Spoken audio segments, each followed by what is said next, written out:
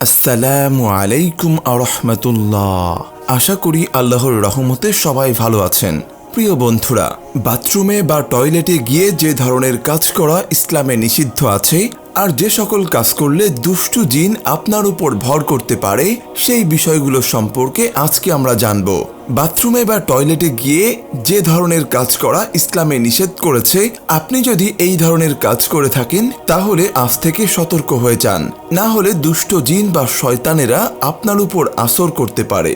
আল্লাহর রাসূল সাল্লাল্লাহু আলাইহি ওয়াসাল্লাম বলেছেন, দুষ্ট জিন ও শয়তানের বসবাসের স্থান হলো বাথরুম তথা টয়লেট। আল্লাহর রাসূল সাল্লাল্লাহু আলাইহি ওয়াসাল্লাম সহিহ বুখারীর 142 নম্বর হাদিসে বলেছেন, যখনই তোমরা টয়লেটে যাবে অবশ্যই একটি দোয়া পাঠ করবে, যেই দোয়াটার মাধ্যমে মহান রব্বুল আলামিন দুষ্টু জিনের চোখ অন্ধ করে দেবেন, তার চোখের সামনে পর্দা তৈরি করে দেবেন, যেন সে তোমার উপর আসর করতে না পারে।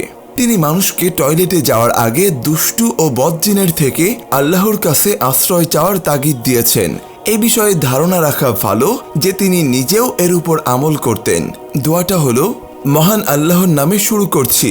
আল্লাহ, আমি নিশ্চয়ই আপনার কাছে দুষ্টু জিন ও শয়তানের অনিষ্ট তথা ক্ষতি থেকে আশ্রয় প্রার্থনা করছি। টয়লেটে প্রবেশের আগে প্রত্যেকেরই এই দোয়াটা পড়া উচিত। এছাড়াও আমাদের দেশে মানুষের বাথরুমে ঢুকে গুনগুন করে গান, গজল বা কথা বলার অভ্যাস আছে। এই কাজটা একদমই করবেন না।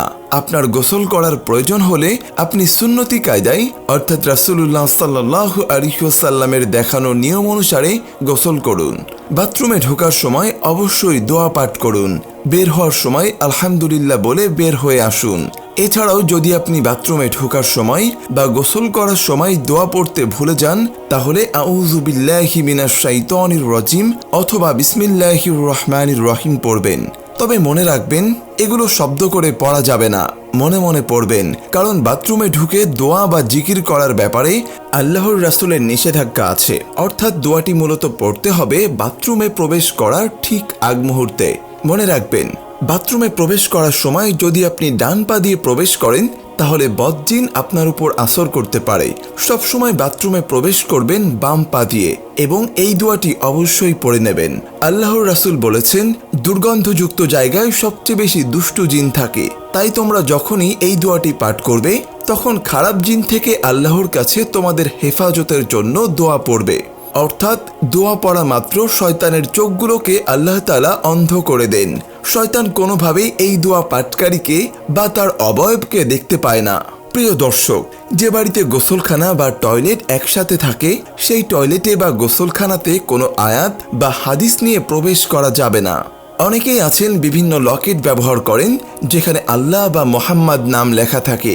এই জাতীয় লকেট ব্যবহার করাই একটা গুনার কাজ, আর সেগুলো নিয়ে বাথরুম বা টয়লেটে প্রবেশ করা আরও বেশি গুনাহের কাজ। তো এরকম কিছু যদি আপনার কাছে থাকে তাহলে অবশ্যই সেগুলো নিয়ে বাথরুমে প্রবেশ করবেন না, এতে আপনার গুনাহের পরিমাণ আরও বেড়ে যাবে।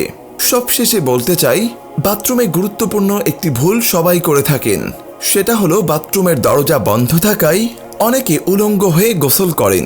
এর ফলে ঘটতে পারে বিপত্তি। সবচেয়ে ভয়ঙ্কর সেটা হলো এই কাজের কারণে লজ্জা কমে যায়, আর যে ব্যক্তির লজ্জা কমে যায় তার ঈমানও আস্তে আস্তে দুর্বল হতে থাকে। সে গুনাহের কাজে অতি তাড়াতাড়ি লিপ্ত হতে পারে এবং তার অন্তর থেকে আল্লাহর ভয় চলে যায়। এজন্য কখনোই উলঙ্গ হয়ে গোসল করবেন না। তবে শুধু দোয়া পড়লে হবে না, এই দুষ্টু জিনদের হাত থেকে বাঁচতে হলে আমাদের আরও কিছু কাজ করতে হবে। এ বিষয়ে মহানবী হযরত মুহাম্মদ সাল্লাল্লাহু আলাইহি ওয়াসাল্লাম আমাদেরকে শিক্ষা দিয়েছেন। আল্লাহ তাআলা আমাদের সকলকে বদ জিনের হাত থেকে রক্ষা করুন।